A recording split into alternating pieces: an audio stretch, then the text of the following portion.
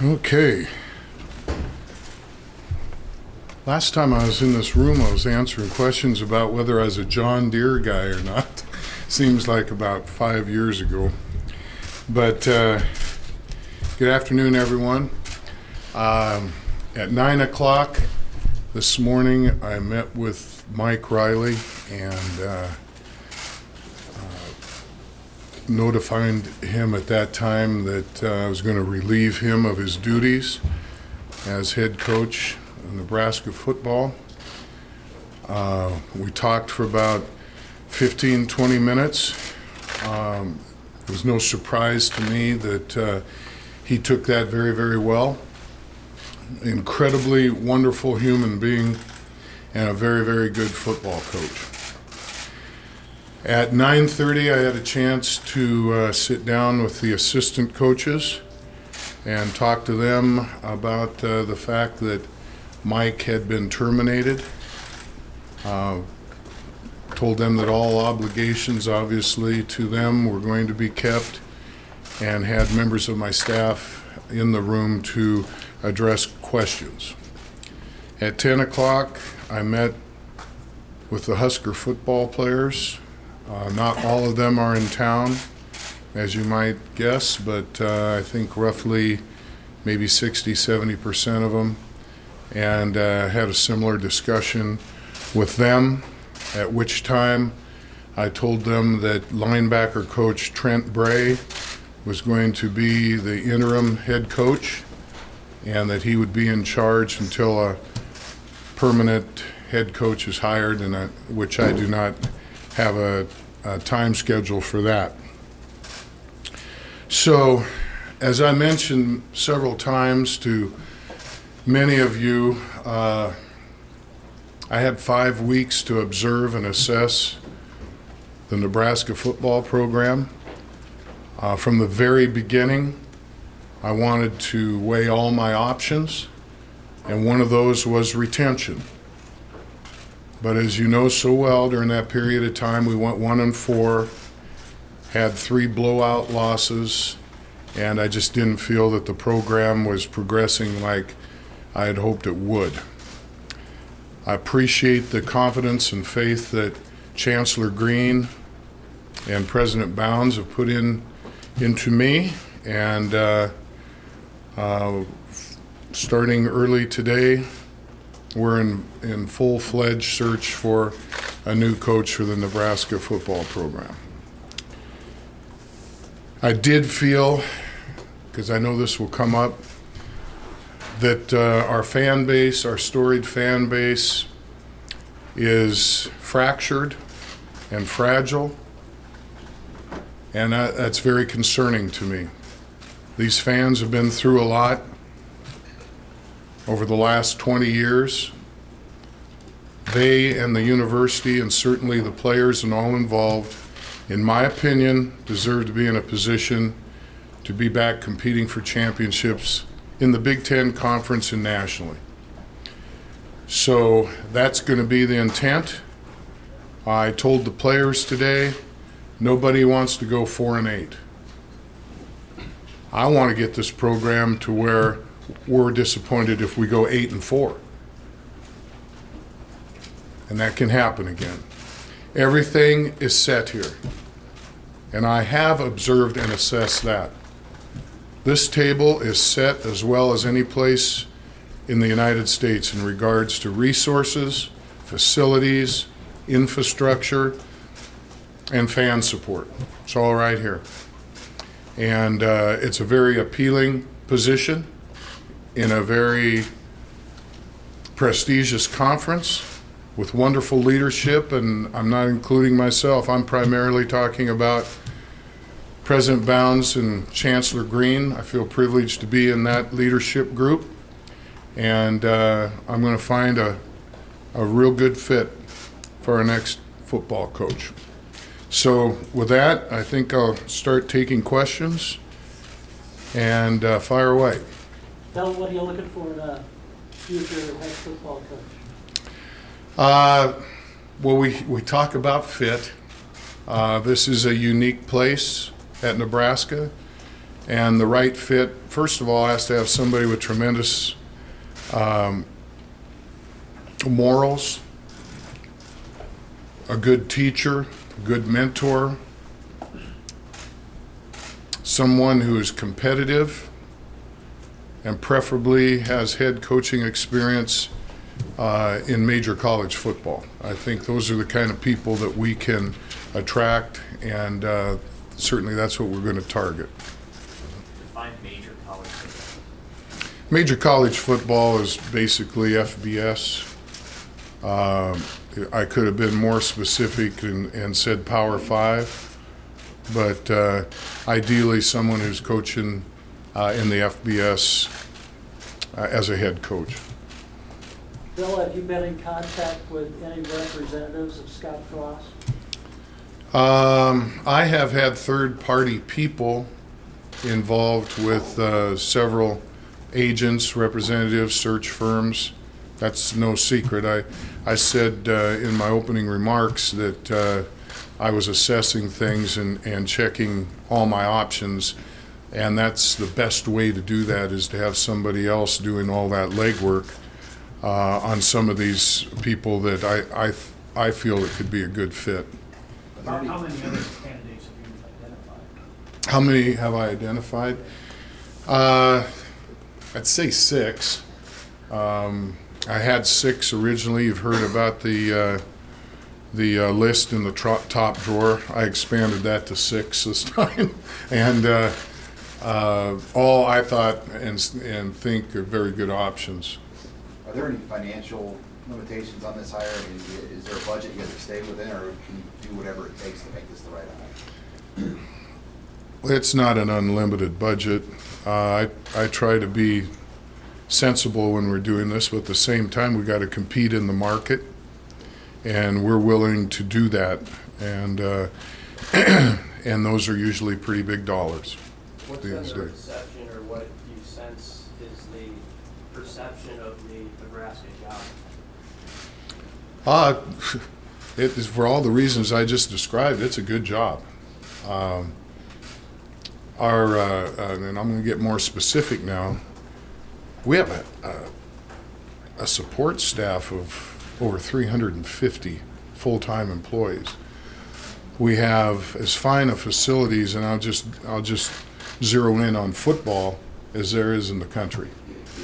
And I've seen about all of them. We've got a unique fan base that has, as you all know, filled Memorial Stadium since 1962.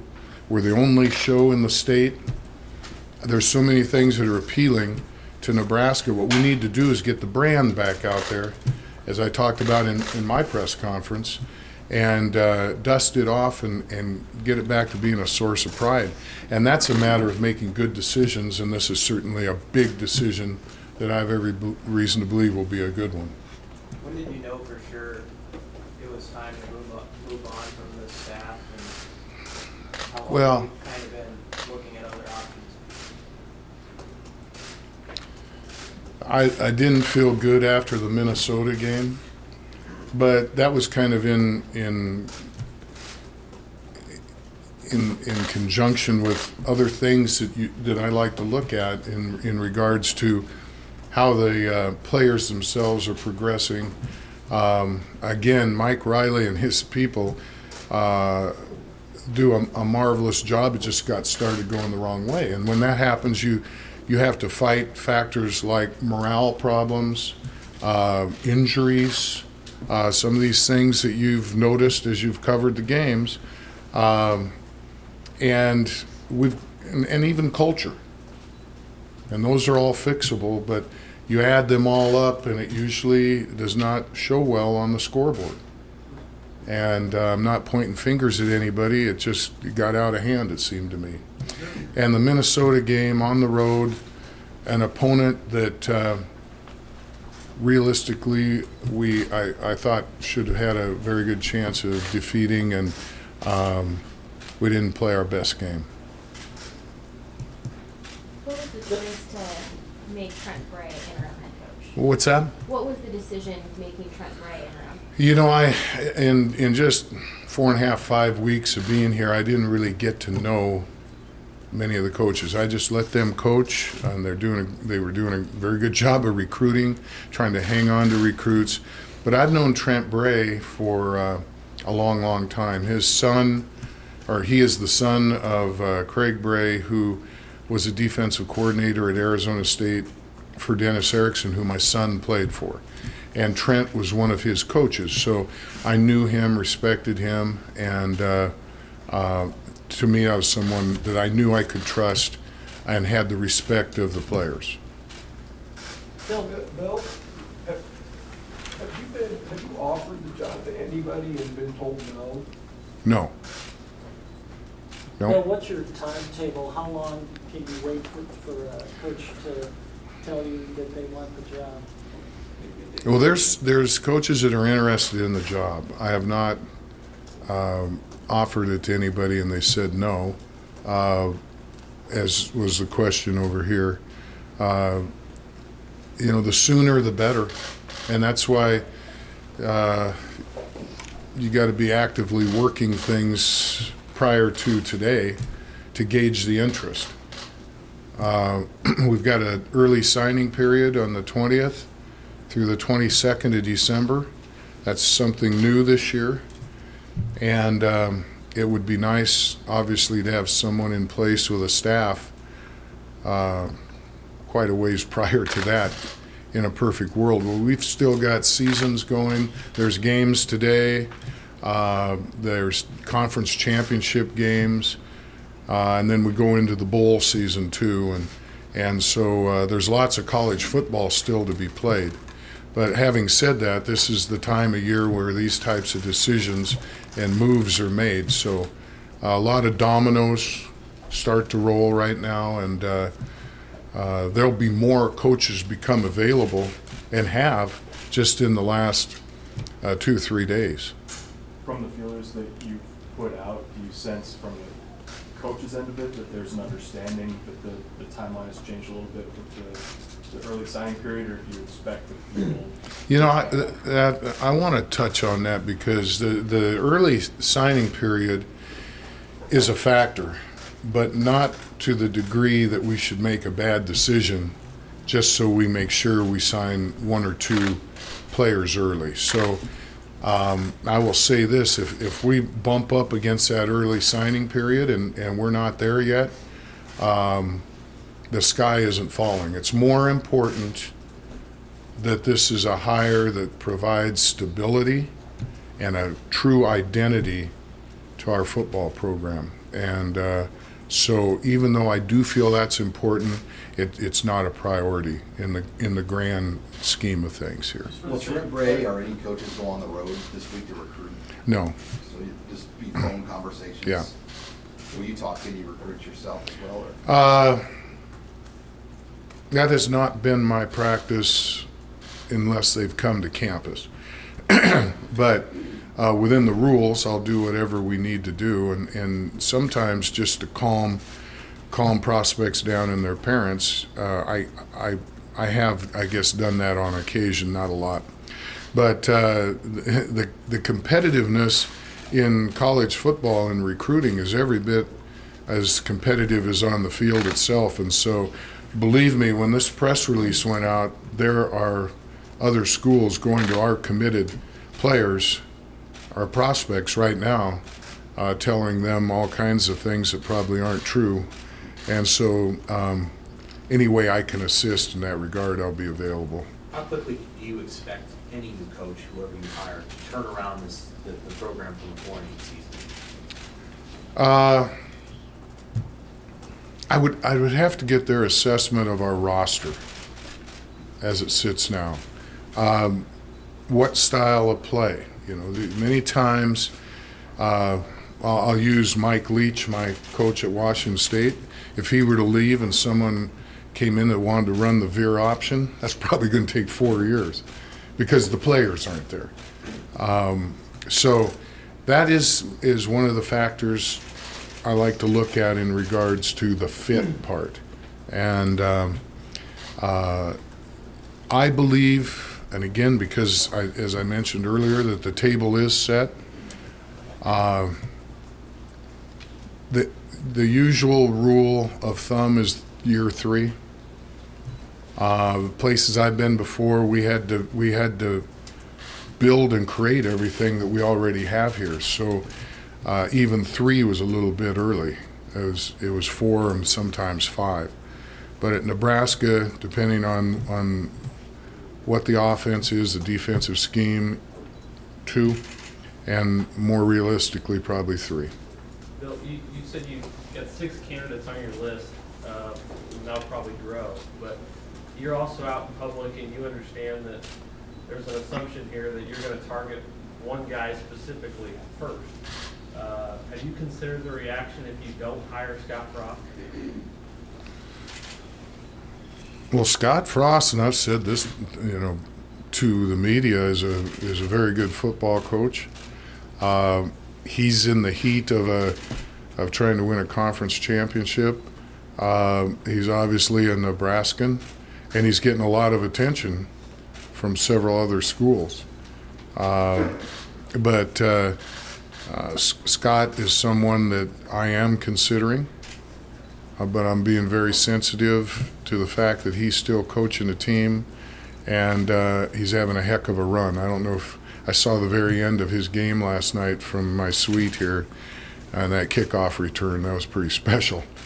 But I've never said I was going after Scott Frost. A lot of other people have, and I can let you read my emails sometime that I should be going after Scott Frost. But you know what? That's a tribute to Nebraskans. He's one of ours, played for us, and has gone on and paid his dues. And he's got a good job that I believe he really likes, but he's got a lot of interest in him right now. Is he your priority? I don't have a priority right now.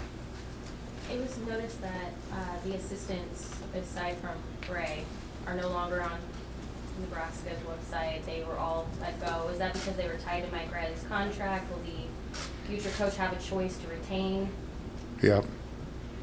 It is because he's tied in all of the contractual aspects of that. They all received letters. These are tough things to do. You can't be in the business as long as I have, and many of them without having gone through it at least once or twice, or in rare cases and unfortunate ones more than that. But I hire head coaches, and head coaches hire their assistants. And I would give the new coach every bit of flexibility to create his staff however he wants. I think we got some talented coaches here, and I think we've got coaches that think very highly of Nebraska and feel we can recruit here. But having said that, I haven't really gotten to know any of them except for Trent very, very well at this point. In the interim, do any of the support staff or behind the scenes people stay in place, or are they also no longer employed?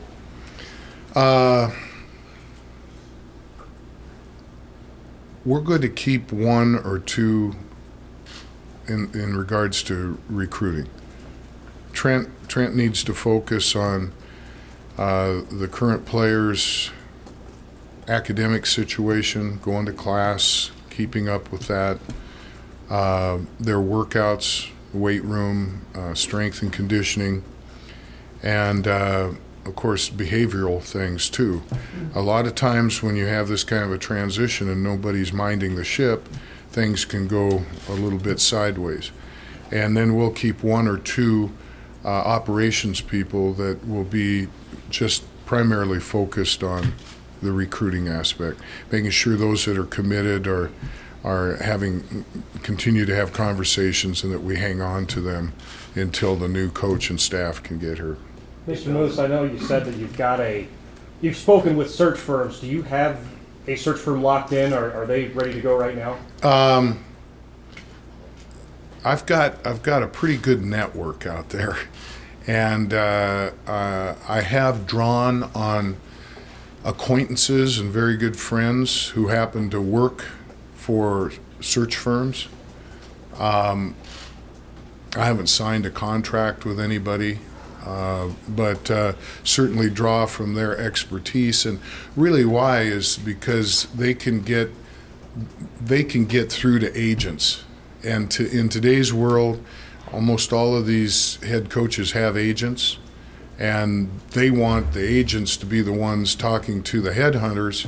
And so there is very rarely any face-to-face conversation. What kind of style of football should a Big Ten team and a Nebraska team play? A winning style. People say you can't throw the ball in the Big Ten. I don't agree with that. I, for one, like a balanced attack, but I'm not the coach. I think you do need to run the ball. More importantly, I think you need to stop the run. They're both important. I do feel in recent years, and to some degree dating back earlier, and certainly Nebraska is an example, a dual threat quarterback that can stretch a defense. If you got a good one, it's near impossible to stop. And then you throw a little option in with that, couple big tight ends, gifted receivers, and then let's get the black shirts back into being the black shirts. Nebraska's been known for defense. We need to get the defense back, and I know this is an old cliche, but offenses fill the stadium, defenses win championships. And when you're fortunate enough to have both, and Nebraska has had both many, many times, and 5 of them are right down by the elevator downstairs. And I force myself to go by those every day when I come to work. So that has proved to work at Nebraska, primarily in Big 12 days. But it's hard to defend, and that's probably my favorite offense, to tell you the truth. When I was at Oregon, to his credit, Mike Bellotti, for the 12 years he and I were there together, we were the most successful football program in the Pac-10. And he came to me one day, and is right about the time I was leaving, he says, "Bill, I think we're getting stale on offense. We're getting predictable, okay? And I want to try a little something to put a little more flair into this." And that's when he hired Chip Kelly as his offensive coordinator, and the rest is kind of history there. So they're going to have to deal with that with UCLA now, it looks like. Did Bill on the last decade? Contact? I had people talk to Chip. And he's a good football coach, and he needs to be coaching. He's been out of it for a year, and he looks like he's choking to death with that necktie on ESPN. So I'm sure he wants to get back to the visor and the short sleeve windbreaker. Bill, in the last decade, Nebraska's let go of, Nebraska's let go of 2 coaches after winning 9 games in the season, and now after 3 seasons. I guess will the new coach get a little bit longer of a leash, and what are your realistic expectations for how long it'll take to turn the program around? Well, I think I answered that. I think 2 or 3 years, kind of depending on what style. And winning 9 games is no small feat. You know, we've got a lot of 9+ win teams that I walk by, on the suite levels that are great football teams, but there wasn't the parity in college football that you see today. I'm not saying that those still wouldn't have won 9 or 10 games, but there aren't really any real gimmies anymore. You've got to utilize what you have, and the traditions and all those things I think are still important, but you got to appeal to today's young person, and so coaching staffs have to adapt, and I think we've done a real good job here, and I'm talking about social media and all those kind of things. So the Big Ten is the Big Ten, and there's 14 tough programs in the Big Ten. That's never made sense to me, but there's 14 good ones and 14 that can compete. Sometimes it's cyclical, but you look at the ones who are traditionally on the top. You've heard them: Michigan, Ohio State, Penn State, and Nebraska needs to be in that same conversation. And all I'm saying is they've been able to sustain it. They've taken some dips here and there. Nobody had a bigger challenge than Penn State in recent years, and I tip my hat to what they've done. But they got back there. Michigan's, they're getting back to it. Ohio State just keeps pounding, and Nebraska needs to get back to being Nebraska. What's wrong with that? And I'm not going to judge anybody because I was doing other things way back when, but I have an old saying that if it ain't broke, don't fix it. And then we went into damage control for a little bit, and we're going to climb out of that because we want to get Nebraska back to being Nebraska. And when it is, it'll catch right back on. And may I take another moment to really salute this incredible fan base. I got all 5 of my kids here yesterday, 2 of them major college football players, Power 5. And I had them down on the field, and they've got their cell phone videos going the whole time, just going, oh man, hey, look at that. Can you believe this? Can you look at that? No. I mean, and these are guys that play in the game. I hope that is never taken for granted. And for any young man to run through that tunnel and out into nearly 90,000 red-clad fans, boy, that's a thrill of a lifetime, and it needs to be coveted and needs to mean something again. And we'll get that. We'll get there. So what were your emotions watching the second half yesterday? I had 2 runs, those.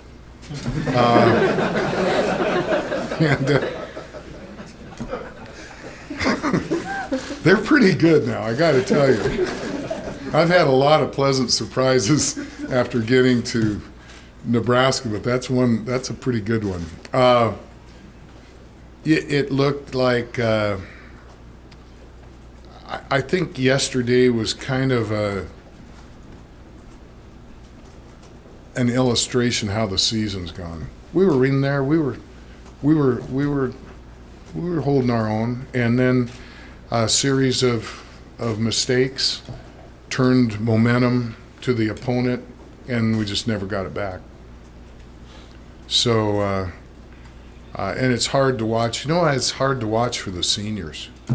Because that's their last taste in their mouth, and they've worked hard, and this is the place they chose, and it didn't work out this senior year for them, and that I always feel bad about that. Time for 1 or 2 more.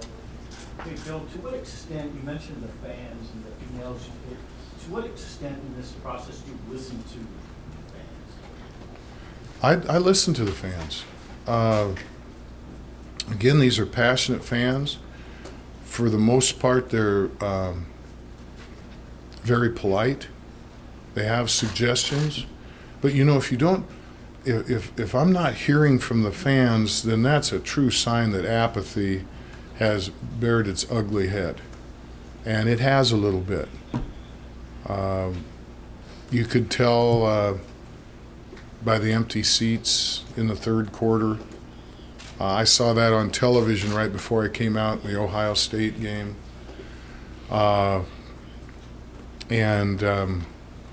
But they, so many of them, as I've toured the state, and I got a lot more of that to do, how many times I've heard we've had tickets in our family for 4 generations, or we drive 4 hours each way never missed a game. Time after time after time. And boy, you don't hear that just everywhere. I know the Midwest is different, and I'm thrilled to be here. But since 1962, to have filled the stadium, boy, that is very, very special. And for them to be patient as they have, I know they're discouraged, and I take it very serious that I care about them and the product they're going to see and pay for on the field. And I never want to see that stadium empty in the third quarter again. Bill, have you gauged the interest of Kevin Sumlin, who's an old Big Ten guy, Brett Bielema, who's an old Big Ten guy? Kevin Sumlin, here's a little trivia quiz. Kevin Sumlin and James Franklin were both graduate assistants at Washington State for Mike Price. And they are both very good football coaches. And did Kevin get let go? No. He's a good football coach. He may win 8 games. And that SEC, they eat their young. And I don't care. Hey, I've said worse. And you just look at the record of not giving a coach adequate time. There's no patience. And it's a great football conference, but you win 8 games in that conference, and Kevin has done some other things, had a Heisman Trophy winner, and I wish him well. I think he's a real good coach and an excellent recruiter. What about Bielema? Don't know him real well. Don't know a lot about him. Dan Mullen? Dan Mullen's a good coach. I served on a NC2A workforce with him. Was very impressed. Chris Peterson? Chris Peterson, I've known since he was all just about out of diapers. He was our receivers coach at Oregon before he went to Boise State and did all that. I think he's pretty happy where he's at. He's my old Cougars are going to give him a whipping today, but I think he's still going to be pretty happy there. Bill, the small group of sports staff that you're talking about retaining, is Billy Devaney part of that group, or what's it like? Well, we got to discuss that. Yeah, Billy isn't a contract as the assistant coach that's tied to the head coach. So that and anymore, there's a lot of those support people that that aren't tied directly to the head coach, but would be subject to being terminated if they were replaced by a new head coach. So that all has to remain to be seen. Whoever comes in and makes those determinations. One last question about the football program. Over the last 5 weeks that you've looked into it, is there anything that jumped out at you that was just concerning, either about not the product on the field, but some of the stuff maybe going on with the staff or administration, and you're just like, this is not what I like? Little things. I noticed little things. And observing and assessing isn't just on what are we doing on 3rd and 3 inside the 20. It's what's going on day to day and all of that. And there's a lot of good things, but there were some disturbing things for me in regards to the morale and those kind of things. A little bit on discipline. Discipline isn't just getting to practice on time. Discipline is how you wear your uniform. Are you consistent with your teammates, or are you drawing attention to yourself? And a lot of times the little things add up to become big things. And Mike Riley's always been a very disciplined coach. When things start to go, all of a sudden the popcorn is stale, the parking's terrible, I can't get to my seats, and the hot dogs are cold, as I learned on my very first night on the radio. But it's amazing how that all goes away when you're winning 9, 10, or 11 games. But that's just the nature of the beast. And may I say this, because Keith, we're about done, are we? Whenever, yeah. Oh, I'll take some more. How's that Michigan-Ohio State game? What were the little things that jumped out at you? Things you'd like to see, maybe not that way anymore? I'm